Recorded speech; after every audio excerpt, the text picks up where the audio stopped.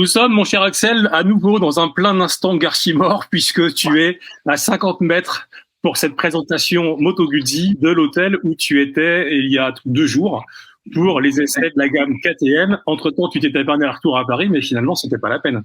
Ouais, et tu sais quoi, le plus drôle, c'est que tout à l'heure, quand on a roulé, j'ai croisé les KTM de la présentation presse, parce que là, c'est la présentation des pays d'Amérique du Nord et d'Amérique centrale. J'ai croisé les KTM. Ouais, c'est quand même assez rire. Mais je pense vraiment, je vais peut-être acheter une petite villa ici. Et de novembre à mars, je vais rester dans le coin, en fait. Ça va être beaucoup plus pratique. Tu sais que moi, demain, je vais à Malaga pour un essai BMW. On va peut-être se croiser sur la route ou à l'aéroport, ou je sais pas, c'est the place to be, le sud de l'Espagne. Mais c'est vrai que les conditions de village sont cool. Et ce qui est cool, c'est toi, évidemment. Oui, merci. Mais c'est aussi la Stelvio, parce qu'en vrai, on sait l'importance qu'a le segment du gros trail. On sait que les Moto Guzzi sont des motos de caractère qui ont une bonne base de fans. Et moi, je veux dire, ça me fait assez chaud au cœur de voir que Moto Guzzi, qui est une marque que j'affectionne particulièrement, soit présente sur ce créneau des motos sympas, hyper polyvalentes, qu'on a qu'une envie, c'est comme partir en voyage avec, quoi. Ouais, exactement. Alors, je vais faire un petit récap rapidement. 1923, naissance de Moto Guzzi. 2023, le centenaire. Donc, pour le centenaire, ils sortent la V100 pour 100 ans. La V100 Mondelo.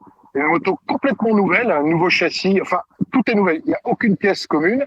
Et évidemment, c'était, tu te rappelles, c'est d'ailleurs dans le Motomag de ce mois-ci, qui est en ce moment au kiosque, on en parle d'ailleurs. C'est une alternative de notre comparatif. C'est une espèce de routière roadster et tout. Bref. C'était une moto qui n'était pas vraiment dans le cœur du marché de la grosse cylindrée. Et donc, voilà enfin le trail, qui est la base technique, évidemment, et la V100 Mondelo, mais on en reparlera parce que, en fait, il y a pas mal de choses qui changent par rapport à une V100 Mondelo. Ouais. Droit au but, elle est sympa à rouler ou pas? T'es plutôt content ou un peu déçu? Alors moi je vais te dire, alors tu me connais, moi j'aime bien les Guzzi, donc j'ai plutôt tendance à avoir de la tendresse pour ces motos-là, parce que j'ai accepté le fait que rouler en Guzzi, c'était déjà un peu différent il y a 50 ans, ça l'est toujours aujourd'hui, c'est-à-dire que si tu es objectif, si tu la juges sur des standards extrêmement pragmatiques, c'est une moto qui sort pas du lot. Par contre, si tu la juges dans sa philosophie, dans le caractère de son moteur, dans son esthétique, etc. Là, tu commences à apprécier vraiment l'esprit Guzzi, en fait. Mais hormis ça, on va en parler, c'est une super moto à rouler, franchement. D'accord. Ce que je veux dire par là, c'est est-ce que, même si cette question, on se fait un peu figure des conclusions, est-ce qu'elle s'adresse toujours à cette secte de gens un peu bizarres qui vénèrent les motos Guzzi, ou est-ce qu'ils sont totalement dans le cœur du marché? Alors, non, aujourd'hui, n'importe qui peut acheter une moto Guzzi. C'est-à-dire que c'est une moto moderne. Pour faire simple, au niveau électronique, elle a tous les équipements d'aujourd'hui, c'est-à-dire une IM1, donc centrale inertielle, ABS sur langue, anti-patinage sur langue, mode cartographique et tableau de bord TFT. Donc non, ça s'adresse pas à une espèce de frange d'adorateurs de cette marque. Aujourd'hui, n'importe quelle personne peut acheter une moto Guzzi. Mais ça reste une Moto Guzzi avec ce moteur que moi je trouve vraiment super. Et voilà quoi. Mais c'est une moto moderne. Concrètement, elle est au niveau d'une Africa Twin, elle est au niveau de tout ça. Après, elle a des vraies différences. C'est dans sa manière de délivrer le plaisir de rouler en fait. Il est vraiment différent des japonaises. Écoute, c'est exactement les spécificités du moteur de la V100 Mondelo. Donc on a effectivement 115 chevaux à 8700 tours. Le couple est un peu haut placé, comme tu peux le noter. Oui. Pour un gros bicylindre. C'est vrai que moi j'aurais peut-être aimé un couple un peu plus bas, parce que du coup ça fait, si on parle du moteur, si tu veux, on est sur des performances qui se rapprochent d'une 1100 Africa Twin, pour faire simple. Ouais. Elle est même plus puissante puisque l'Africa Twin fait 105 chevaux, mais elle, tu vois, on a fait des sorties d'épingle en seconde. Elle manque un peu de coffre sous les 2500-3000 tours. Parce que le couple en feeling, je le trouve un peu haut placé. Voilà. D'accord. Pourtant, la Mondelo qu'on a roulé plusieurs fois, c'est un moteur qui paraissait rempli. Quand tu vois, il paraît pas creux. Alors, est-ce que c'est la différence de poids? Parce que justement, les différences par rapport au Mondelo, je sais que le cadre est renforcé pour encaisser les chocs en tout terrain, pour encaisser des choses comme ça. Il y a du poids en plus, en fait. Est-ce que c'est ça qui explique ce petit feeling? Ce qui explique, c'est, je te dis, la marge assez réduite entre le régime de couple maxi et le régime de puissance maxi, qui fait que c'est un moteur qui est pas très élastique, mais surtout, et je pense que c'est très personnel, je sors de pas mal d'essais, dont la KTM 1390 Duke, qui est un twin qui fait 190 chevaux. Et ouais. C'est vrai qu'à force d'essayer, tu vois, on a pas mal roulé avec la GS BMW 1300. Donc, si tu veux, aujourd'hui, quand on a 105, 110, 115 chevaux, on a l'impression qu'il en manque un peu. Bien évidemment, il n'en manque pas, parce que j'ai pris 229 km/h. Tu vois. Ah ouais. En fait, je trouve, dans les épingles, en seconde, on était vraiment dans de la route de montagne. De temps en temps, si tu veux, à la relance, c'est vrai qu'il manque un petit peu, mais c'est vraiment chipoté. Ce moteur, il est vraiment sympa. Moi, je vais te dire rapidement les changements par rapport à une V100 Mondelo. Le cadre a été renforcé pour une utilisation off-road, c'est-à-dire que la colonne de direction elle est plus grande, elle a été renforcée. Ils ont aussi, sur un V100 Mondelo, tu as 4 points d'ancrage moteur, là t'en as 6, ils en ont rajouté 2 de plus à l'avant. Donc si tu veux, c'est pas genre on va maquiller une V100 Mondelo pour faire un gros trail, parce qu'en ce moment c'est ce qui se vend mieux. Elle est vraiment étudiée, et même le cardan, l'arbre et le couple conique, je le montre ici, et ben qui est en aluminium moulé, même les moules ont été revus pour que l'épaisseur du cardan soit plus épais pour pouvoir encaisser les contraintes du tout-terrain. Donc tu vois qu'ils ont quand même, il y a du jus de cerveau sur cette moto, quoi. C'est pas juste une V100 déguisée en trail routier. Voilà. Au niveau de l'ergonomie, toi qui es grand, ça te va? Est-ce que ça convient aussi aux petits? Est-ce qu'elle est polyvalente? Ouais. Alors, t'es dans la moto, tu vois, t'es pas assis dessus. Il y a peu d'amplitude pour bouger avant-arrière au niveau de la selle, tu vois. Tu vois, il y a un espèce de retour ici qui est assez important. Moi, je suis assez bien. Toutes les morphologies, ça le fait. J'ai les jambes un tout petit peu plus repliées que sur une Africa Twin Adventure Sport. Mais c'est vraiment, je chipote. Non, ce qui m'a gêné, c'est que au niveau protection, j'avais pas mal de vent au niveau des épaules. La bulle est pas très grande, même quand tu la mets en position haute, puisque tu as 70 mm d'amplitude entre la position haute et la position basse. C'est bulle électrique d'ailleurs. Et si tu veux, j'ai été un petit peu lésé au niveau de la protection des épaules, et surtout ici, je sais pas si on le voit, en fait, il y a du vent qui passe entre le dessous du réservoir et le dessus de la culasse ici, et qui vient taper un peu dans les genoux. Donc voilà, donc t'as un petit peu de vent au niveau des genoux et au niveau des épaules. Un petit gabarit, il n'y aura pas ce problème au niveau des épaules. Par contre, les genoux, ils sont quand même en plein vent. Ça, je préfère le dire. Bon, ils ont arrêté leur connerie d'aileron aérodynamique là qui se lève. Ça sert à rien. Alors, ils ont arrêté leur connerie d'aileron aérodynamique. En ergonomie, le guidon est réglable. Tu peux le régler en avant, en arrière. On a aussi, tu sais, un truc qu'on aime bien, qui est du groupe Piaggio. Je sais pas si vous le voyez là. Tu sais, tu peux régler les embouts de sélecteurs et de boîtes de vitesse. Donc ça, c'est vachement bien. Et puis surtout, Phil, on a des suspensions simples. C'est-à-dire une fourche Satch à l'avant avec un réglage de précontrainte et de détente hydraulique sur un seul tube, sur le tube droit. Et on a un amortisseur arrière Kayama, pareil, avec une molette manuelle de précontrainte et une détente hydraulique avec une petite vis. Et ben, figure-toi qu'elle fonctionne super bien, ces suspensions. Et ça, c'est un très bon point. Ouais, parce qu'il y a des gens qui disaient ouais, il n'y a pas de version avec suspension électronique. On connaît tous l'adage qui structure la profession des metteurs au point. Vaut mieux du réglé que du réglable. Et si ce qui est là donne satisfaction, il n'y a pas de raison de s'en plaindre et de chercher plus compliqué, plus lourd, plus cher. Non. Moi, effectivement, j'ai réglé, si tu veux, l'amortisseur arrière. Après, je me suis mis à 5 modes cartographiques. Je me suis mis sur le mode sport parce que c'est souvent celui qui est le plus agréable au niveau connexion poignée de gaz. Après, tu peux tout régler, tout est paramétrable, l'anti-patinage. T'as 2 ABS, dont un ABS off-road avec l'arrière déconnectable. Donc voilà, t'as 4 niveaux de traction contrôle. Donc elle est bien équipée. Par contre, pour une moto de ce segment-là, je précise qu'il n'y a pas de poignée chauffante de série. Très bien. Donc ça, c'est un peu, ouais.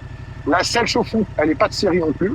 Et la béquille centrale n'est pas de série non plus. Donc ça, par contre, c'est des trucs, aujourd'hui, sur ce segment-là, c'est difficile de pas. Bon, t'as un cardan pour la béquille centrale, déjà, c'est pas mal, tu vois, mais. Ouais, c'est vrai, mais la béquille latérale, elle fait pencher pas mal la moto. Plusieurs fois, j'étais en galère sur des terrains un peu meubles. Et comme c'est une moto qui risque de faire un peu de chemin, je trouve la béquille latérale pas très bien conçue. Et une centrale pour charger la moto, pour la mettre dans ton parking, parce que c'est des motos qui sont assez larges.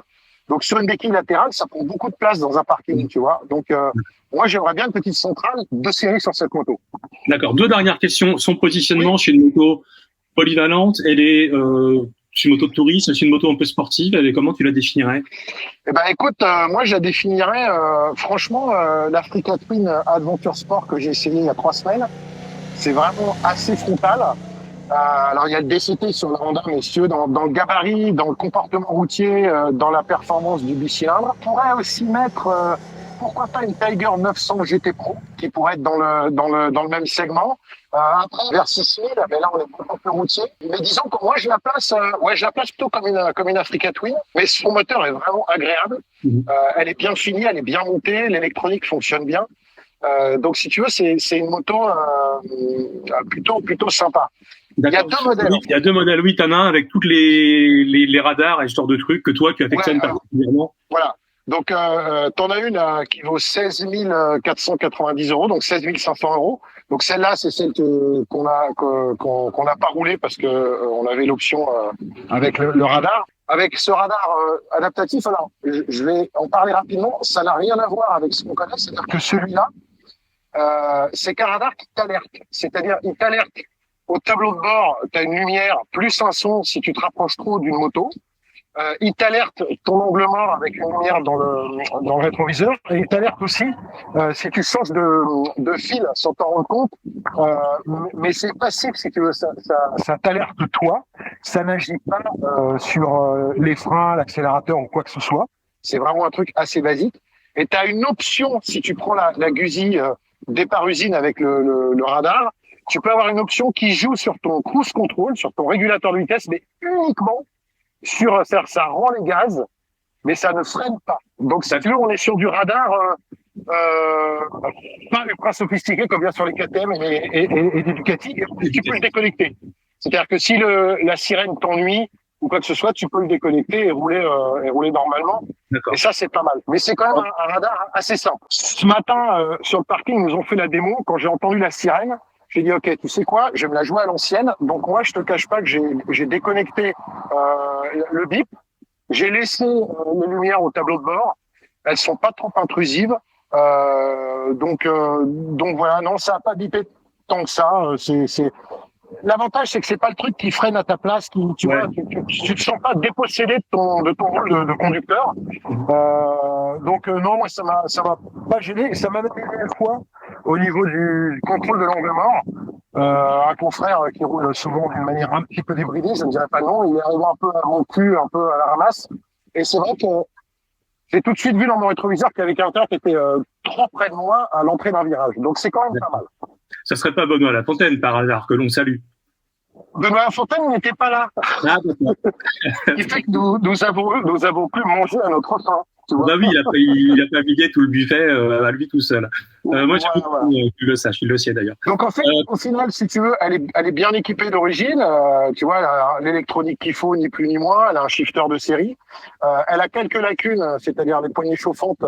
Et moi, je reste à dire que la béquille centrale, c'est pas mal. Et au niveau protection, elle a une bulle. Je sais pas si vous arrivez je vous la montre comme ça. Bon, la bulle est pas super. Là, elle est en position basse. La bulle est pas super large. Si à 7 cm d'amplitude, ça va pas très loin, c'est sûr. Hein. Voilà, c'est ça. Donc, protection peut-être un petit peu à revoir, des petits déflecteurs en bas pour les genoux. L'électronique, moi, ça m'a suffi. Le radar, de vous à moi, bah, écoute, si ça te fait une Guzzi sans radar à 16 490 €, parce que le prix est pas déconnant. Hein, quand ça allait être ma dernière question, ça allait bien placée finalement. Bah écoute, elle est bien placée. Moi je trouve qu'à ce prix-là, t'as quand même une moto assez unique, bien construite, sympa. L'audio a l'air sympa. Je sais pas si tu arrives à voir que t'as une selle qui est assez large, bien foutue. T'as des poignées passagers bien faites. La position des repose-pieds est chouette. T'as des suspensions de qualité, elle est bien construite. T'as des jantes à rayons tangentiels. T'as une électronique bien foutue. T'as un tableau de bord TFT qui est super joli et facile à appréhender et à rouler. Franchement, on a roulé vite. D'origine, c'est des Michelin Anaki montés dessus. C'est une moto qui peut t'emmener très vite et tout. Elle est un peu lourde, donc faut faire attention à l'inertie. Mais moi, honnêtement, je vois déjà des gens qui disent ouais, bon, c'est une Guzzi, ça serait bien d'avancer avant de vous décider sur un trail abordable, évidemment. Parce que le gars qui voudra une GS à 25 000 boules, lui, tu ne changeras pas d'avis. Mais c'est une moto qui m'a agréablement surpris. Moi, je suis guziste, mais même ceux qui sont pas guzistes, il y en a beaucoup chez les journalistes. À la fin de la journée, ils ont dit ah, elle est sympa, elle est rigolote. On a vraiment pris notre pied avec cette moto. Donc voilà. Donc moi, je suis positif. La seule chose, c'est protection et certaines lacunes d'équipement. Voilà les deux points sur lesquels j'aimerais bien que Guzzi revienne. D'accord. Eh ben, merci pour cette conclusion. Merci pour ce bel essai. On voit que tu as pris du plaisir et c'est cool.